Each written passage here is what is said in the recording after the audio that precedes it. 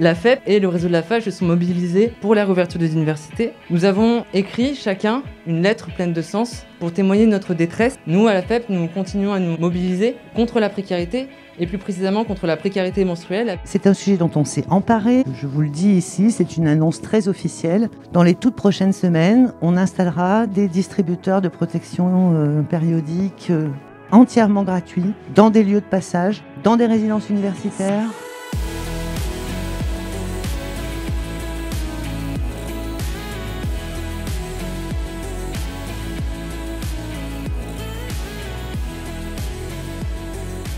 On postule pour des masters, c'est pour acquérir de la connaissance théorique, mais aussi pratique, parce qu'en master 2, on a un stage à faire. Et généralement, avant l'avènement de la pandémie du Covid-19, les stages, ils sont obligatoires et il y a de quoi. La valeur de deux étudiants ayant le même diplôme sur le marché de l'emploi, l'un sans stage et l'autre avec son stage, vous voyez, ça, c'est pas la même chose. Avoir tenu dans vos études, dans cette période de Covid, croyez-moi, en termes de compétences humaines, en termes d'épaisseur humaine, il faudra que vous n'oubliez jamais d'en parler à vos recruteurs. Et je vous assure que le monde de l'entreprise est très conscient de ça. Et je voulais vous poser une question par rapport aux examens finaux de cette année.